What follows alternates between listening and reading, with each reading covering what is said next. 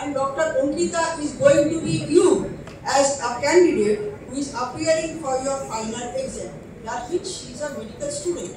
Now this is a sheet which has been given to her. I will just read it out for a benefit. This gentleman has been diagnosed with carcinoma of lower rectum.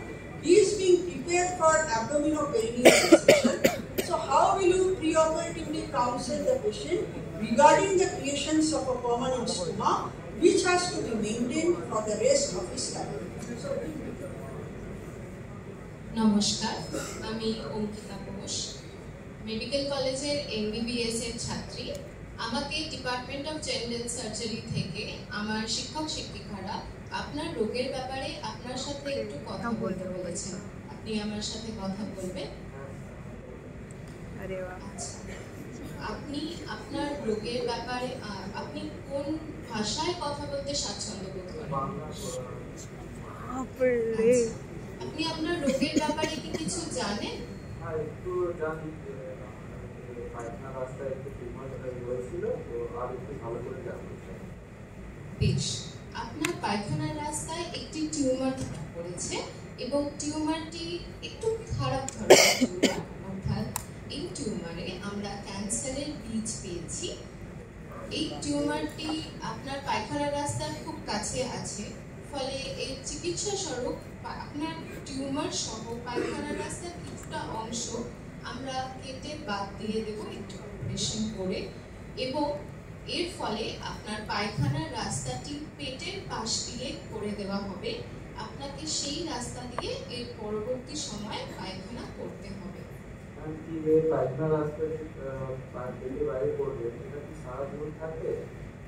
হ্যাঁ, আপনার যেহেতু cancer আছে, ফলে আপনার পায়খানার রাস্তাটি সারা জীবনের জন্যই পেটের পাশ দিয়ে করে দেওয়া হবে।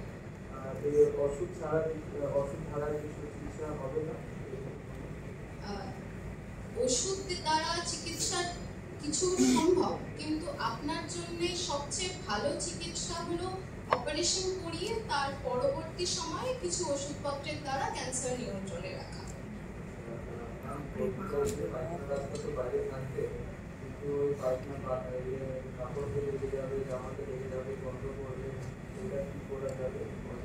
আপনি কোনো চিন্তা করবেন না, আপনার পায়খানার রাস্তাটা পেটের বাইরে পেট দিয়ে করে দেওয়া হলেও পায়খানার রাস্তায় একটি ব্যাগ লাগানো থাকবে।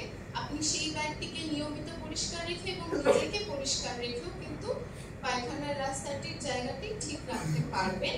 এবং আপনার যেহেতু পেটের কোমরের তলায় থাকবে এটি, ফলে জামা কাপড়ে ঢাকা থাকবে, বাইরে থেকে কেউই বুঝতে পারবে না যে আপনার পায়খানার রাস্তাটি পেটের পাশ দিয়ে করা আছে। ব্যাগটি আপনাকে নিয়মিত পরিষ্কার করতে হবে। পায়খানা যখনই ওতে জমবে তখনই আপনাকে সেটি পরিষ্কার করে রাখতে হবে, এবং এই প্রসেসটির মানে থ্রু দিয়ে আপনার কিন্তু অনেক গন্ধ কম থাকবে এবং নিজেকে পরিষ্কার রাখতে সুবিধা হবে।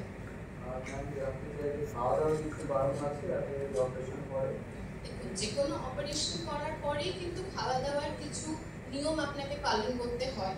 এই অপারেশনটির ক্ষেত্রে আমরা বলবো যে আপনি যা কিছুতে বীজ আছে সেরকম কোনো খাবার খাবেন না, যে কোনো কিছুতে পায়খানা যেগুলোতে কষে যায় সেরকম কোনো খাবার খাবেন না, খুব তেল মশলা জাতীয় খাবারও আমরা বারণ করব।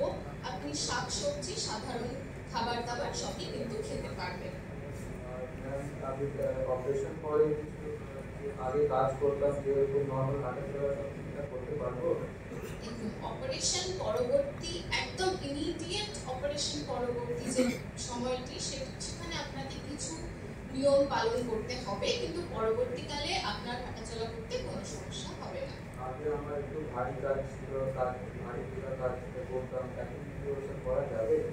দেখুন বাবা, যে কোনো অপারেশন হলেই আমরা বলি ভারী কাজ বা নিচু হয়ে ওজন তোলা, নিচু হয়ে মাটিতে বসা, এই কাজগুলি করতে আমরা একটু বারণ করি। ফলে খুব ভালো হবে যদি আপনি সেই জাতীয় কোনো কাজ না করেন। অপারেশন করে কোনো চিকিৎসা বাকি থাকবে বা অপারেশন করার পরে? দেখুন, অপারেশন কিন্তু আপনার চিকিৎসার শেষ নয়। এর পরবর্তী আপনাকে আমরা আরো কিছু পরীক্ষা নিরীক্ষা করতে বলবো। সেই পরীক্ষার মাধ্যমে যদি আমরা দেখি যে আপনার ক্যান্সারের বীজ শরীরে আরো কোথাও রয়েছে, তখন কিন্তু আপনার জন্য রেডিও বা কেমোথেরাপি আমরা আপনাকে নিতে বলবো। আপনাকে কিন্তু সেটি তখন নিতে হবে। আপনি কি তাহলে এই অপারেশন করাতে চান? হ্যাঁ, আমি করাতে চাই। আমি বাড়িতে ডিসকাস করে কথা বলে বেশ, আপনি কোনো চিন্তা করবেন না।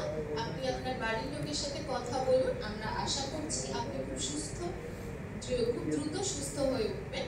নমস্কার।